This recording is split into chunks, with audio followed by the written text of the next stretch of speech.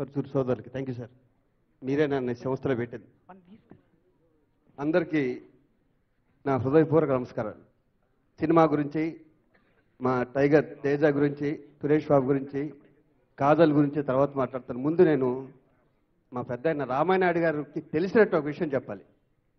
అదేంటంటే సురేష్ ప్రొడక్షన్ అన్న సంస్థ తెలుగు ఇండస్ట్రీలో ప్రతి ఒక్కరికి సంబంధించింది, ప్రతి ఒక్కరికి దాని మీద హక్కు ఉంటుంది.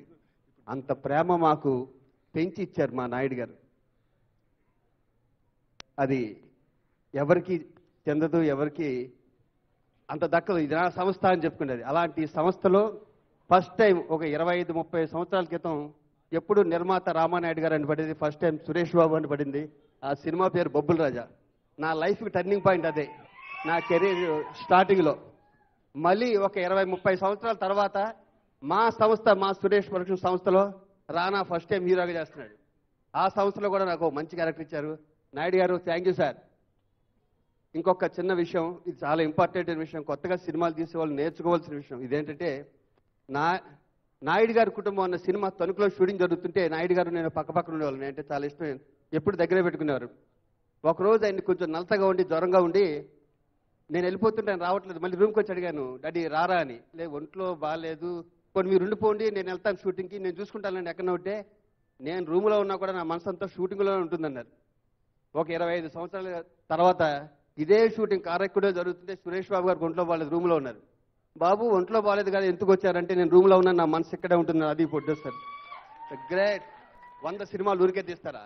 అంత గొప్ప సంస్థలో మేము ఇంతకాలం జర్నీ చేయటం అన్నది మా అదృష్టం. ఇప్పుడు ఫస్ట్ ఈ సినిమా తేజాది. అంత అద్భుతమైన టెక్నీషియన్స్ దగ్గర, అంత లవ్ చేసే టెక్నీషియన్ దగ్గర నేను వర్క్ చేయడం నా అదృష్టంగా భావిస్తున్నా. తేజ గారు సూపర్ సార్. ఈరోజు వచ్చిన రిపోర్ట్ కూడా చాలా అద్భుతమైన రిపోర్ట్ వచ్చింది. ఇది మా సురేష్ ప్రొడక్షన్స్లోనే.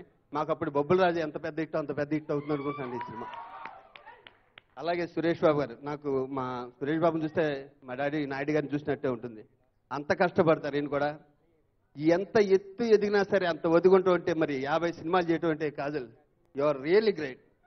నేను ఇన్ని రోజులు తనతో వర్క్ చేశాను. అసలు ఎంత డిసిప్లిన్గా నవ్వుతూనే ఉంటుంది. నువ్వు 50 కాదమ్మా 150 చేస్తావు తెలుగులో, షూర్ అది.